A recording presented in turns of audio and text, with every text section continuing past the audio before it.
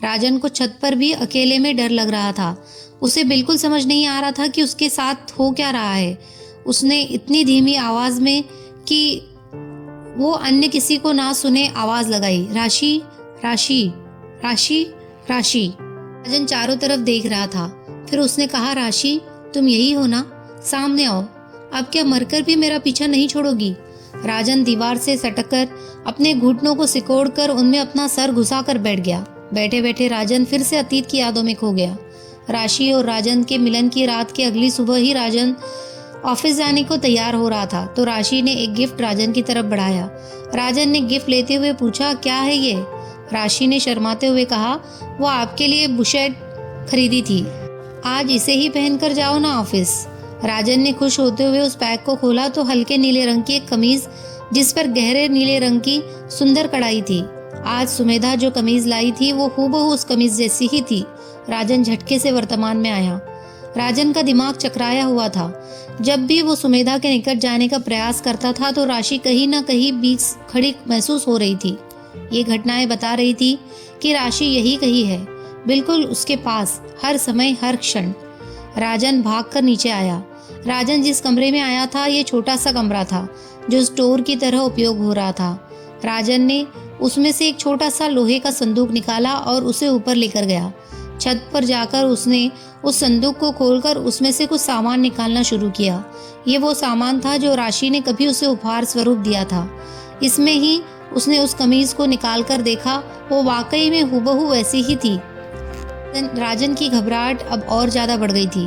राजन ने अपना सर पकड़कर खुद से ही कहा, क्यों रखी थी ये मनहूस चीजें संभाल कर मैंने, क्यों? उसे कुछ सूझा और वो भागकर नीचे गया। राजन नीचे से माचिस लेकर आया और उसने उस कमीज को आग के हवाले कर दिया और एक एक करके उस संदूक के सारे सामान को उस आग के हवाले करता चला गया। उस संदूक में सभी उपहार कपड़े या फिर कागज के कार्ड के थे। इन्होंने आग तेजी से पकड़ ली, लेकिन आग की ज्वाला कुछ ज्यादा ही तेज हो गई थी, बहुत ही ज्यादा बुलंद। ये देखकर राजन पीछे हट गया। तभी राजन को उस भड़कती हुई आग में ही राशि दिखाई दी। राजन पागलपन में बोला, जाओ जाओ यहाँ से, कोई नहीं है यहाँ तुम्हारा। लेकिन राशि उस आग की ज्वाला से बाहर आकर राजन के सामने खड़ी हो गई। राजन की आंखें पथरा गई थी। राशि का चेहरा शांत था। राशि ने राजन से कहा, इस आग के फेरे लेकर ही तो तुमसे गठबंधन हुआ था, याद है ना? 7 जन्मों का गठबंधन जोड़ा था हमने।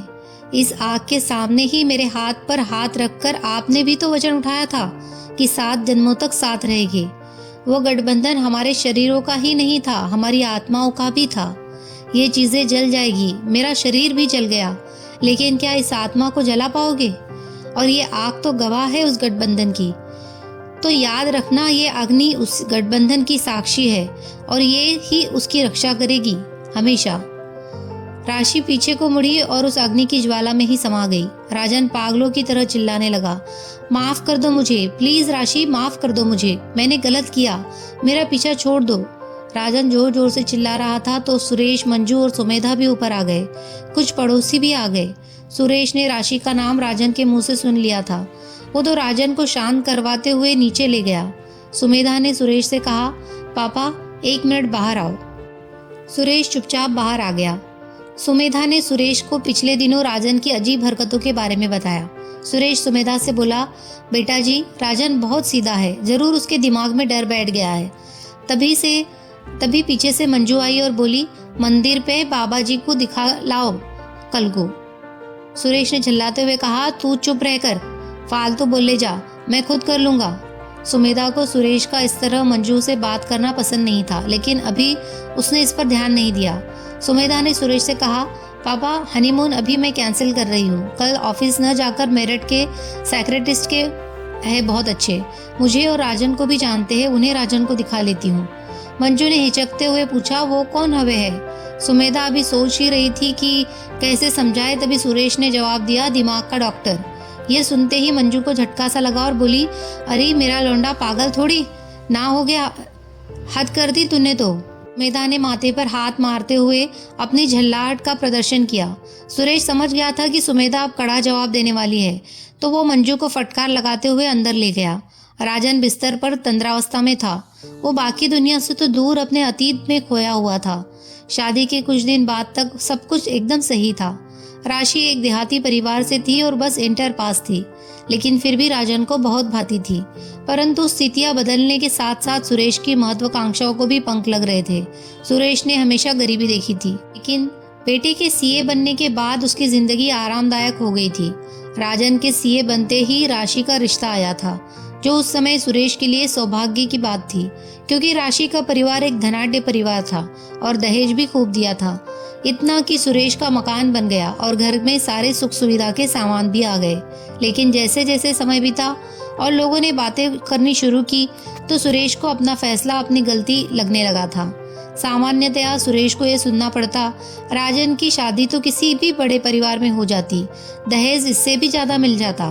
बल्कि सुरेश, तूने गलत किया, राजन का ब्याह किसी सीए लड़की से ही करना चाहिए था। सुरेश के साथ साथ मंजू को भी अब लगने लगा था कि उन्होंने जल्दबाजी कर दी। सुरेश की ये छटपटाहट रह रहकर बाहर भी आने लगी थी। अब वो अक्सर राशि को उसके देहाती अंदाज के कारण टोकने लगा था। मंजू को भी अब राशि के पहनने, ओढ़ने और खाना बनाने जैसे हर काम में खामी दिखाई देने लगी थी। लगभग रोज ही शाम को राजन से भी इस विषय में शिकायत की जाती थी और एक दिन राशि के भी सब्र का बांध टूट ही गया और वो अपनी सास से काफी बहस कर बैठी। मंजू और राशि की बहस जब ज्यादा ही बढ़ने लगी तो सुरेश का गुस्सा कुछ ज्यादा ही चढ़ गया और उसने अपनी बहू राशि पर हाथ उठा दिया। राशि के लिए बहुत ही अजीब और हृदय विदारक घटना थी कि उस ससुर ने उस पर हाथ उठाया। शाम को आते ही राशि ने राजन से सब बात कही, लेकिन राजन पर तो जैसे कोई प्रभाव ही नहीं पड़ा। राशि ने गुस्से में राजन से कहा, शादी से आज तक आप मुझे कहीं बाहर घुमाने भी नहीं ले गए। जब मैंने आपसे बाहर जाने को कहा तो जवाब में ससुर जी ने दिया कि बाहर नहीं जाओगे, हर बात अपने बाप से ही पूछकर करोगे क्या? बाप बोल दे छोड़ दो तो छोड़ भी दोगे, मुझे पता है। राजन ने कुछ जवाब नहीं दिया और वो राशि ने आंसुओं के सहारे गुजारी। लेकिन अब लगभग रोज ही ये होता था। जब भी राजन घर वापस आता था तो सुरेश और मंजू से राशि की शिकायत ही सुनने को मिलती थी। इस गुस्से में राजन ने भी अब राशि पर हाथ उठाना शुरू कर दिया था और राशि भी राजन और सुरेश और मंजू से बहस करने लगी थी। मामला अब दोनों परिवारों के मध्य भी पहुंच गया और 2-3 बार समाज की पंचायत भी हुई। लेकिन इस सब के बावजूद भी राशि से बहुत ज्यादा दूर नहीं हुआ था। पर अब सुरेश को यह लगने लगा था कि राशि इस घर के लिए मुसीबत है और इससे छुटकारा लेना ही होगा। अक्सर वो राजन के सामने कह दिया करता था, बेटा ये रिश्ता चलने वाला ना ज्यादा दिन। लेकिन फिर राजन के जीवन में भी कुछ खास बदलाव आए जिन्होंने उसे राशि से दूर करना शुरू किया। राजन जिस कंपनी में था उसमें ही सुमेधा ने ज्वाइन किया था। वो बहुत ही हंसमुख और आत्मविश्वास से पूर्ण युवती थी। उसका चेहरा सामान्य था, परंतु उसकी देह यष्टि और उसका आत्मविश्वास से परिपूर्ण आचरण और हंसमुख स्वभाव उसे एक आकर्षक व्यक्तित्व बना देते थे। राजन से उसका संवाद काम को लेकर काफी होता था। राजन उसकी तरफ आकर्षित था और वो भी राजन से आकर्षित थी। ये संबंध धीरे धीरे आत्मीय होते चले गए। सुमेधा का जीवन खुशहाली में गुजरा था। उसके पिता एक आईएएस थे, लेकिन राजन के जीवन में उसके वैवाहिक जीवन को लेकर पेचीदगियां शुरू हो चुकी थी। वो सुमेधा से अपने वैवाहिक जीवन में चल रही परेशानियों के संबंध में बात करता रहता था। एक बार एक ऑफिशियल गेट टुगेदर में राजन राशि को अपने साथ ले गया था। राशि के साधारणता और उसकी देशज भाषा तथा हद से ज्यादा हिचकिचाहट के कारण राजन को बहुत शर्मिंदगी उठानी पड़ी थी। राशि के साथ समस्या ये थी कि ऐसा कोई नहीं था जो उसे बताए कि समय और परिवेश के साथ प्राथमिकताएं और आचरण दोनों में बदलाव जरूरी है। राजन ने कभी ये प्रयास नहीं किया। राशि के माता पिता अपने धन के दम में इस मामले को सुलझाने की दिशा में न बढ़कर हर बार अपने द्वारा दिए गए दहेज, राजन के परिवार की अतीत की दरिद्रता को लक्ष्य करते हुए राजन को नीचा दिखा देते थे। इससे राजन और राशि एक दूसरे से दूर होते जा रहे थे। अपने पिता के प्रभाव के वशीभूत राजन ने भी कभी स्वतंत्र होकर राशि से बात करने का प्रयास नहीं किया और सुरेश ने भी उसे ऐसा नहीं करने दिया, क्योंकि सुरेश एक भय से ग्रस्त रहता था कि कहीं राजन उनसे दूर ना हो जाए। सुरेश को हमेशा परिवार में अपने मुखिया के ओहदे की फिक्र और उसका दम ज्यादा रहता था। सुमेधा और राजन के संबंध समय के साथ सीमाएं तोड़ते जा रहे थे और अब उनके मध्य कोई मर्यादा नहीं बची थी और वही राजन और राशि के मध्य दूरियां बढ़ती ही जा रही थी। बल्कि यदि कभी राशि और राजन के मध्य सहवास होता भी था तो उस समय भी राजन के मस्तिष्क में सुमेधा ही होती थी। राजन और सुमेधा एक दूसरे के साथ रहना चाहते थे, लेकिन राशि का राजन के जीवन में होना बड़ी समस्या थी। एक दिन सुमेधा राजन के घर आई तो उसके व्यवहार और सबसे बड़ी बात कि वो भी राजन के जितना ही कमा रही थी, इससे सुरेश को भी उसके और राजन के प्रति संभावनाएं मिल गई थी। सुमेधा जा चुकी थी। जब तक सुमेधा रही राजन बहुत ही प्रफुल्लित रहा, पर अब राजन ने पुनः वो ही मायूसी का लबादा ओढ़ लिया। ये बात राशि ने भी महसूस की। राजन ऊपर छत पर अकेला खड़ा था। सुरेश ने पीछे से आकर उसके कंधे पर हाथ रखा। राजन एकदम से चौंक गया। सुरेश बोला, क्या सोच रहे हो? राजन ने कहा, कुछ नहीं पापा जी। तो सुरेश ने कहा, बेटा तेरी जिंदगी मैंने जल्दबाजी में बर्बाद कर दी। राजन ने कहा, ऐसा मत कहिए पापा जी। तो सुरेश बोला, बेटा थोड़ा रुक जाता तो सुमेधा जैसी लड़की मिलती तुझे, वो तेरे लिए सबसे अच्छी रहती। इस राशि ने तो तेरी जिंदगी बर्बाद कर दी। राजन ने कोई उत्तर नहीं दिया। तो सुरेश बोला, बेटा तेरी माँ भी कह रही थी कि मुझे लगता है कि अब ऐसे और नहीं चलने वाला। तेरा और राशि का रिश्ता ठीक नहीं है, इसके बारे में कुछ सोचना पड़ेगा। राजन सुरेश को अपने दृष्टि से अन्वेषण करता है। सुरेश ने कहा, बेटा जितना लंबा खींचेगे उतना बर्बादी ही होगी। सुरेश ने एक मौन धारण किया और बोला, देख बेटा, अगर सुमेधा जैसी लड़की अब भी तेरी जिंदगी में आ जाए तो घर बन जाएगा। राजन इस बात को सुनकर थोड़ा सकपका गया। तो सुरेश ने उसके कंधे पर हाथ रखते हुए कहा, अब बड़ा हो गया है तू, और ये मामले ऐसे होते हैं पर खुलकर बात कर लेनी चाहिए। राजन को कुछ हल्का महसूस हुआ। सुरेश ने राजन के मन की बात कही थी। राजन की कल्पनाओं में अब सुमेधा ही थी, और वैसे भी दोनों अब हर मर्यादा को लांघकर एक दूसरे को अपना सर्वस्व सौंप चुके थे। राजन ने एक हल्की सी हिचकिचाहट के साथ अपनी बात कही, लेकिन राशि का क्या पापा? सुरेश बोला, बेटा तुझे लगता है कि ये रिश्ता अब चल पाएगा? और जैसी बेइज्जती इसने और इसके घर वालों ने तेरी और हमारी करी है, उसके बाद भी तू कहेगा कि तेरे और इसके बीच पति पत्नी जैसा कुछ बचा है? बेटा अब भी समय है, दोनों तलाक ले लो और वो भी अपनी जिंदगी को नए तरीके से बनाए और तू भी। इसमें दोनों का ही भला है। इस बारे में राशि से बात कर। राजन भी यही चाहता, लेकिन उसकी हिम्मत नहीं हो रही थी। अब उसमें हिम्मत आ गई थी। उसने निर्णय लिया कि वो इस संबंध में राशि से बात करेगा। राजन अतीत की यात्रा में ही खोया हुआ था, फिर गहरी नींद में सो गया। अगले दिन सुबह ही सुमेधा ने राजन से तैयार होकर चलने के लिए कहा। राजन ने भी बिना प्रतिरोध के सहमति जता दी। सुमेधा के पिता ने एक मनोचिकित्सक से समय लिया था। पहली बार सुमेधा के पिता को ज्ञात हुआ था कि सुमेधा और राजन के जीवन में बहुत कुछ असामान्य चल रहा है। सुमेधा और राजन मनोचिकित्सक के क्लिनिक पर पहुंच गए। मेरठ में गिनती के ही मनोचिकित्सक थे। ये एक महिला थी और काफी प्रसिद्ध भी थी। मनोचिकित्सक का क्लिनिक बहुत सुंदर था। राजन और सुमेधा बाहर बैठे प्रतीक्षा कर ही रहे थे कि भीतर से बुलावा आ गया।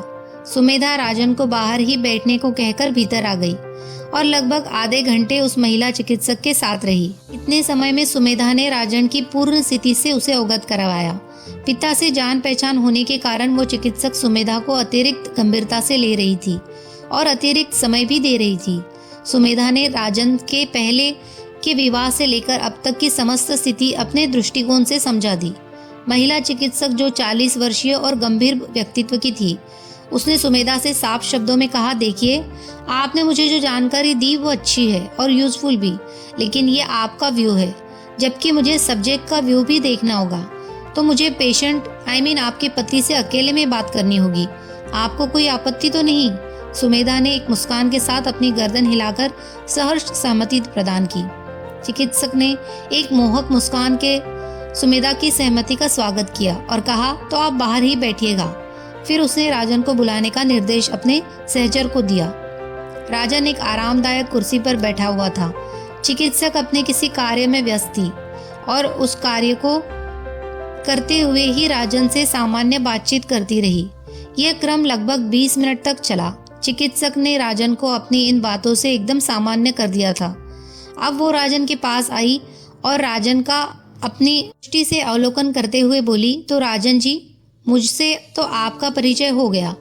राजन ने मुस्कान के साथ चिकित्सक को देखा, फिर वो चिकित्सक से बोला, अब कोशिश करके देखती हूँ कि आप खुद भी जान लो कि तुम क्या चाहते हो अपनी जिंदगी से। राजन घबराकर उस आरामदायक कुर्सी से नीचे गिर गया। ये क्या? ये तो राशि है। एक बार फिर उसका अतीत उसके सामने था। राजन ने घबराते हुए उस महिला को देखा और जोर से चिल्लाया, राशि तू? फिर वो और भी जोर से चीखा, पापा, सुमेधा, बचाओ। राजन इतनी जोर से चीखा कि बाहर भी आवाज चली आई। सहचर भागकर भीतर आया और पीछे पीछे सुमेधा भी आ गई। राजन बुरी तरह से घबराया हुआ था और चिकित्सक भी उसकी इस हरकत से थोड़ा असामान्य हो गई थी। हेलो फ्रेंड्स, कहानी को आगे बढ़ाने से पहले अगर आपको हमारा चैनल पसंद आ रहा है तो प्लीज़ इसे सब्सक्राइब कीजिए, शेयर कीजिए और लाइक कीजिए। सुमेधा ने राजन को आगे बढ़कर अपनी बाहों में भर लिया और उसे शांत करने लगी। तभी चिकित्सक ने पीछे से राजन की पीठ पर हाथ रखते हुए कहा, राजन सर। राजन ने झटके से उसका हाथ झटका और बस एक ही बात दोहराने लगा, चलो यहाँ से, चलो चलो। और इतना चिल्लाते हुए वो बाहर की तरफ भागा। सुमेधा भी उसके पीछे पीछे बाहर आ गई। राजन आकर गाड़ी में सिमट कर बैठ गया। वो कांप रहा था।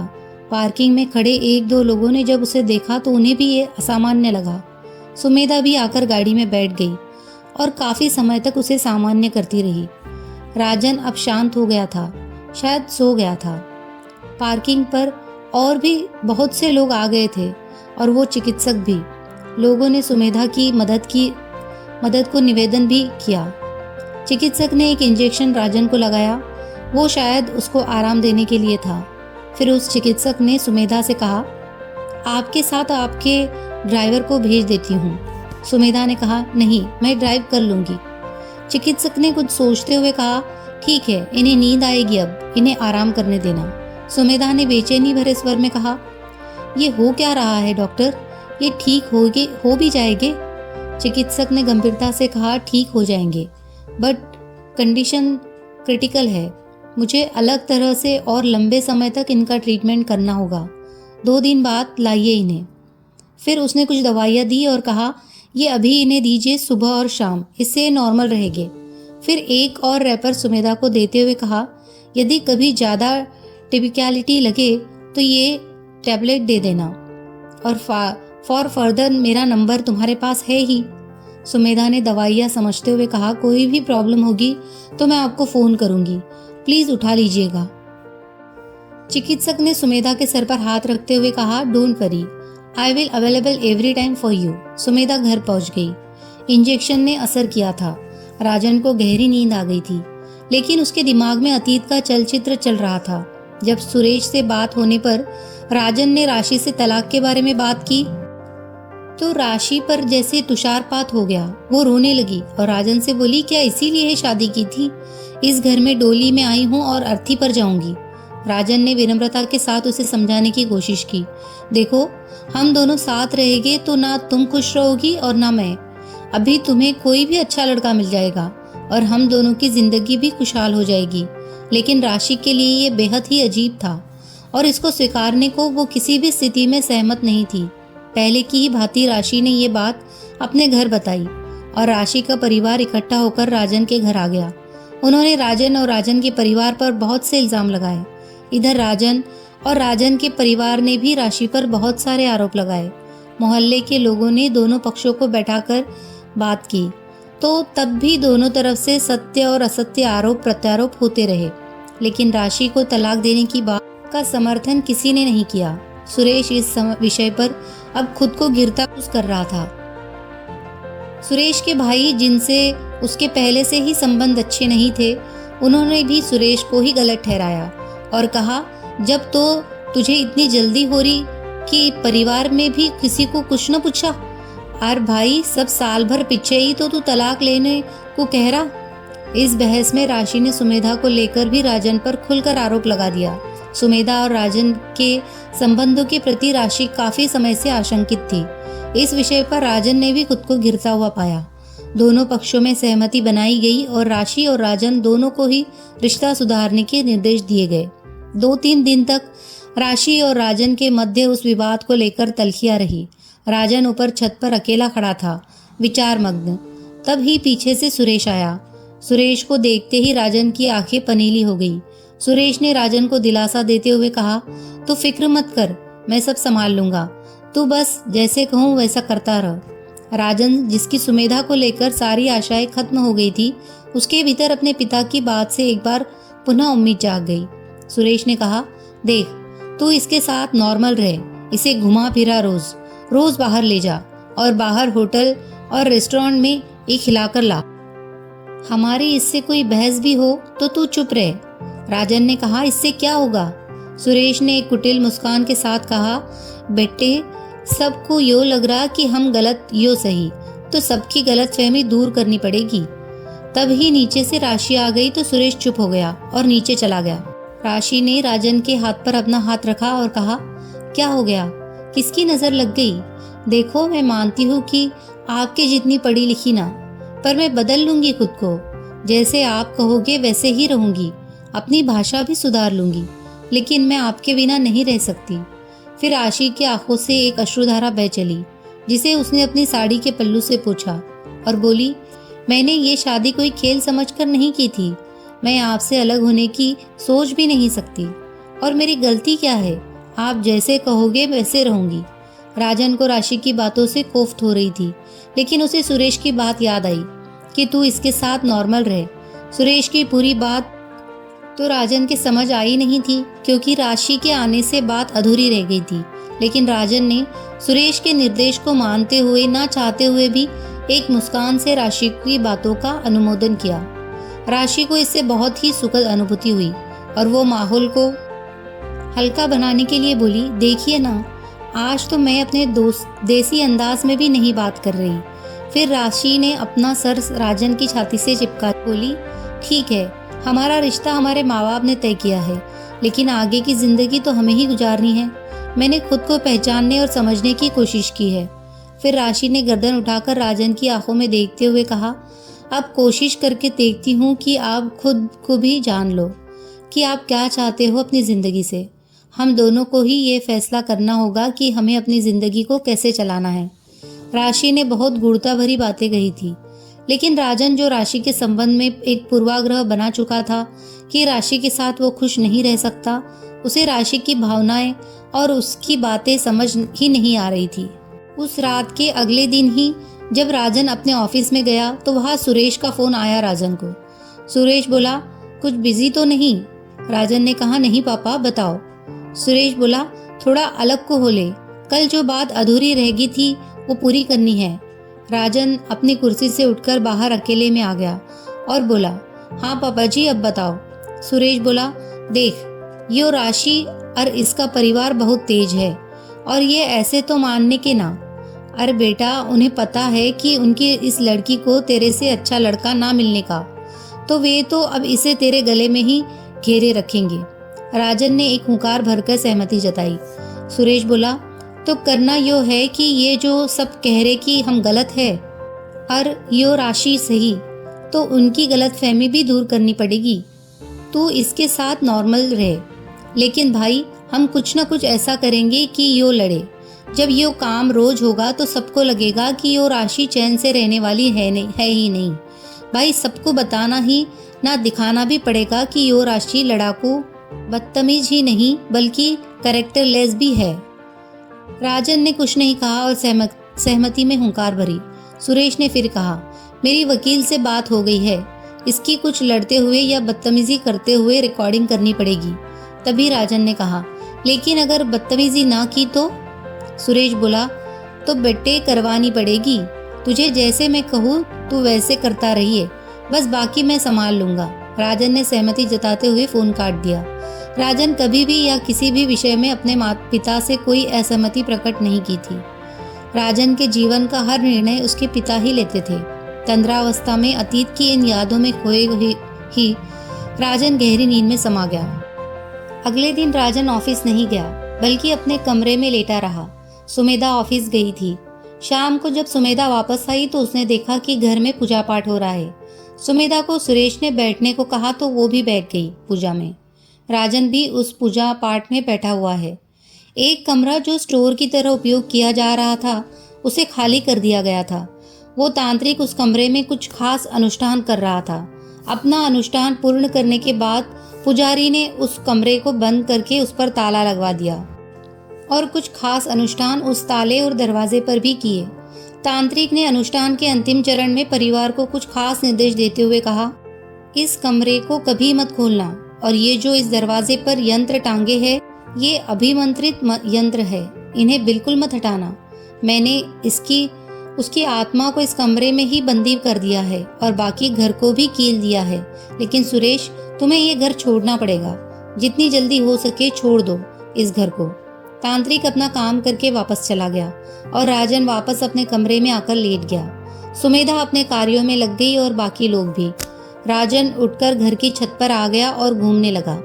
छत पर एक हल्की रोशनी का बल्ब जल रहा था, जिससे हल्का सा प्रकाश छत के आगे वाले एक कोने को प्रकाशित किए हुए था।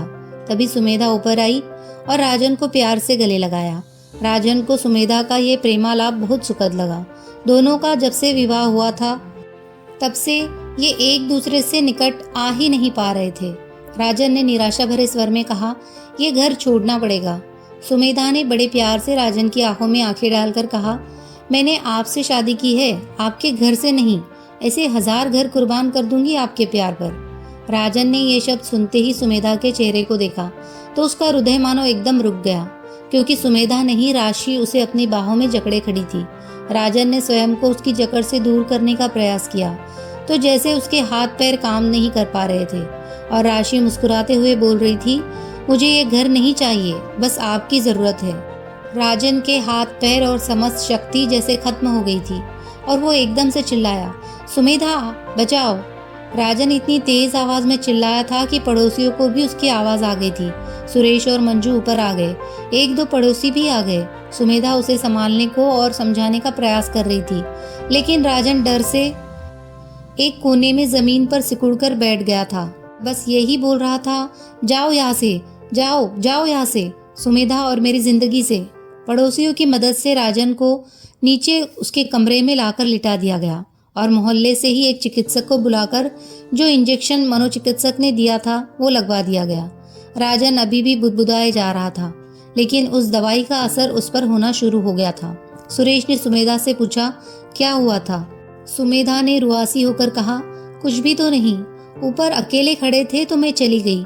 बस यूं ही बातें कर रहे थे कि वो चिल्लाने लगे। इन्हें हर वक्त लगता है कि राशि इनके सामने ही खड़ी है। मंजू ने रोते हुए कहा, कल फिर बुलाओ बाबा जी को, कुछ करके जाएंगे। सुरेश ने एक झिड़की देते हुए उसे चुप करवा दिया। राजन को उसके कमरे में लाकर मनोचिकित्सक की बताई दवा दे दी गई। राजन नींद के नशे में खोने लगा। नींद के नशे में ही वो पुनः अतीत की यादों में खो गया। राशि के साथ एक तरह का प्रपंच शुरू हो गया था। वो नहीं समझ पा रही थी कि ये क्या हो रहा है। उसको उकसाया जाता था। फिर जब वो कुछ भी कहना शुरू करती तो सुरेश और मंजू घर से बाहर निकल जाते और चीखने चिल्लाने लगते कि देखो, हमारी बहू हमारे साथ मारपीट कर रही है या हमें घर से निकाल रही है। राशि को मोहल्ले वालों ने समझाना शुरू कर दिया, ये तू गलत कर रही है। सास ससुर भी माता पिता के ही समान हैं। अब बुढ़ापे में ये कहाँ जाएंगे? लेकिन राशि के कुछ भी समझ नहीं आ रहा था। अब राजन ने भी राशि से बात करना बंद कर दिया था। लेकिन कभी कभी सुरेश, मंजू और राजन एकदम से अत्यंत मधुरता से राशि से बात करने लगते थे। राशि के समझ ही नहीं आता था कि अब उसकी रिकॉर्डिंग की जा रही है। ये रिकॉर्डिंग वो इसलिए कर रहे थे ताकि दिखा सके कि वो राशि का कितना ख्याल रखते हैं। कभी कभी राशि के साथ खूब बदतमीजी की जाती थी और फिर कुछ समय पश्चात सभी उसके साथ बेहद ही विनम्रता से पेश आने लगते थे। लेकिन राशि गुस्से में उल्टा सीधा कहती रहती थी। उन घटनाओं की भी योजनाबद्ध रूप से रिकॉर्डिंग की जाती थी। फिर भी सभी को दिखाई जाती थी कि देखो हम कितने प्यार से पेश आते हैं, लेकिन राशि लगातार बदतमीजी करती रहती है। सुरेश, मंजू और राजन सब सुरेश की योजना के अनुसार काम कर रहे थे। राजन, सुरेश और मंजू के द्वारा उसे चरित्रहीन भी बताया जा रहा था। ये तीनों सफल भी हो रहे थे। इनके सभी पड़ोसियों को लगने लगा था कि राशि चरित्रहीन भी है और असभ्य भी। लोकल थाने में भी बात करके और कुछ पैसे दरोगा को देकर उसे अपने भी विश्वास में ले लिया गया था। कई बार पुलिस को बुलवाकर भी राशि को महिला पुलिस ने डांट लगवाई थी। राजन लगभग रोज उसे पीटने लगा था, लेकिन दुनिया को वो यही बोलता कि राशि उसके साथ मारपीट करती है। ये सारा षड्यंत्र उस सुरेश के दिमाग की उपज था। राशि को भीतर ही भीतर मानसिक रूप से तोड़ा जा रहा था और उसको बदनाम भी किया जा रहा था। कई बार पुलिस को बुलाया गया ये कहकर कि राशि ने आत्महत्या की कोशिश की है। एक दिन राशि ने रात्रि के समय राजन से इस विषय पर बात करने का प्रयास किया। राजन अपने लैपटॉप पर ही कुछ कार्य कर रहा था। राशि ने राजन को पीछे से प्यार से उसके कंधों पर अपनी बाहों का पाश बनाया और उसके सर को चूमा। राजन जो एक पहियों वाली कुर्सी पर बैठा था, उसने अपनी कुर्सी को घुमाकर बेहद ही रुखे अंदाज में राशि को पीछे हटाया और कहा, काम करने दो यार। राशि ने फिर राजन को अपनी बाहों में भर लिया और प्यार से बोली, आपको लगता है मैं मम्मी या पापा जी को घर से निकल जाने को कहूँगी? राजन ने रुखे अंदाज में कहा, क्या कहूँ, तुमने मेरा विश्वास ही तोड़ दिया है पूरी तरह। राशि ने प्रेम पूर्ण भाव से कहा, मैंने आपसे शादी की है, आपके घर से नहीं। ऐसे 1000 घर कुर्बान कर दूंगी आपके प्यार पर। मुझे ये घर नहीं चाहिए, बस आपकी जरूरत है। राजन ने एक झटके से राशि को अपने से दूर किया और कमरे से बाहर चला गया। उस कमरे में राशि के साथ अब उसके अंशु ही रहते थे। राशि अब भी राजन से बात करना चाहती थी तो राजन उसे अनदेखा कर देता था। राजन की स्थिति को लेकर सुमेधा बहुत परेशान रहने लगी थी। अब राजन अकेले में भी बड़बड़ाता रहता था। सुमेधा जब भी राजन को मनोचिकित्सक के पास चलने को कहती तो वो टाल देता था, बल्कि अब तो वो झल्लाकर सुमेधा को डांट देता था। आज फिर सुमेधा ने हिम्मत करके राजन को मनोचिकित्सक के पास चलने को कहा तो राजन एकदम से बौखला गया। राजन ने चिल्ला कर कहा, मैं पागल नहीं हूँ, लेकिन तुम मुझे पागल सिद्ध करना चाहती हो। तुम्हारे दिमाग में चल क्या रहा है? क्यों तुम मुझे पागल सिद्ध करने पर तुली हो? सुमेधा को यह आरोप असहनीय था।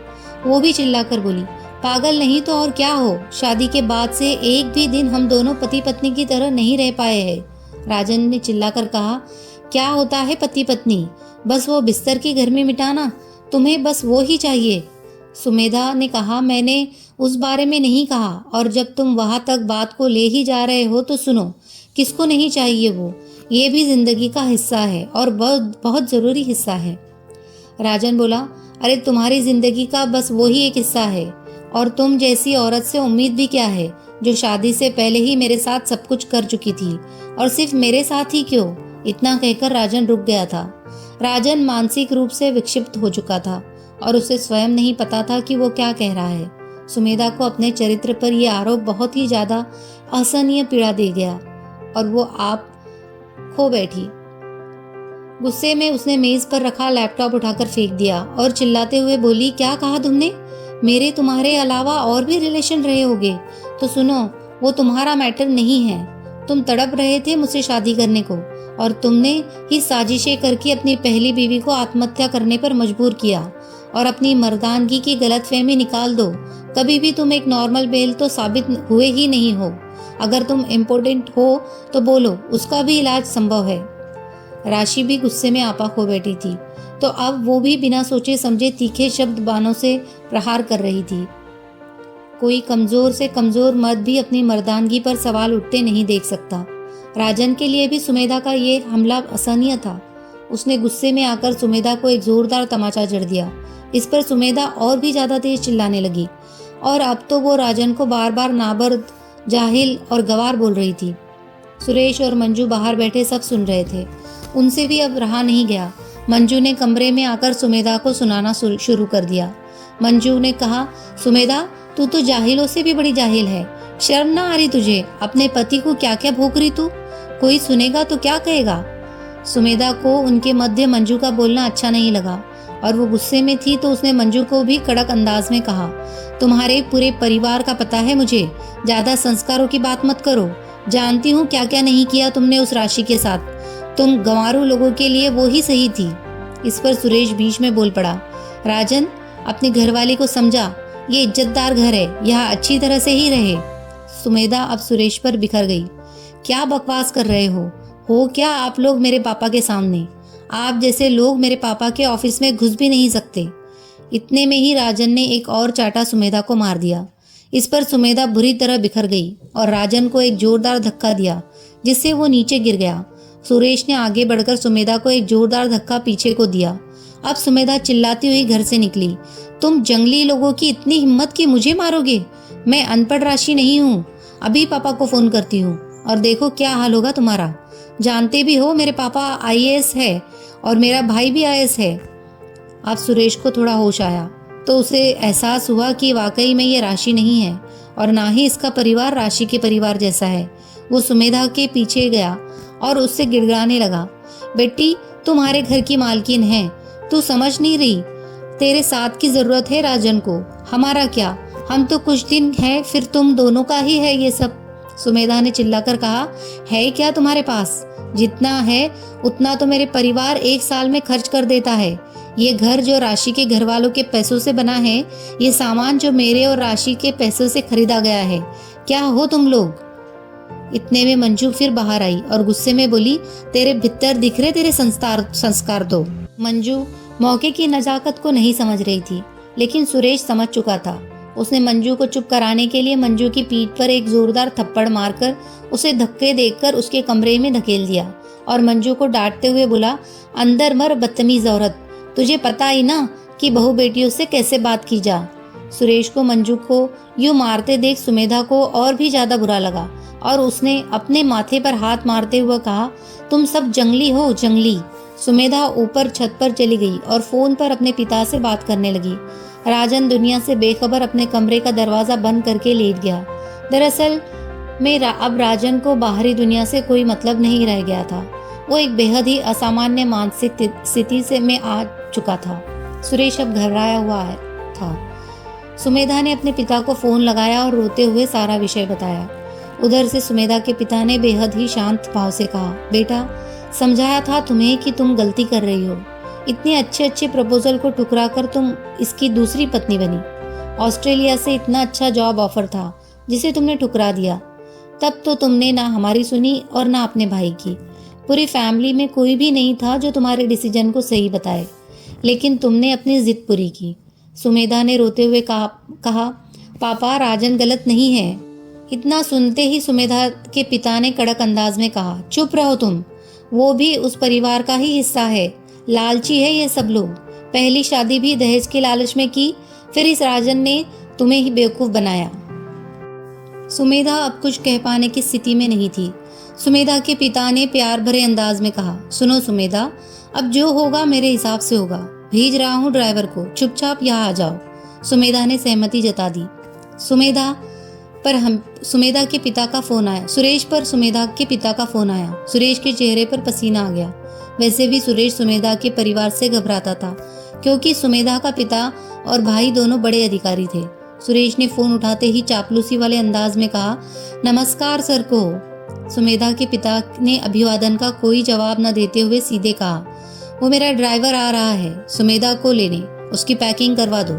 सुरेश गिड़गिड़ाने लगा और कहा, अजी वो बच्चों के बीच में थोड़ी सी गलतफहमी हो गई थी जी, मैं संभाल लूंगा।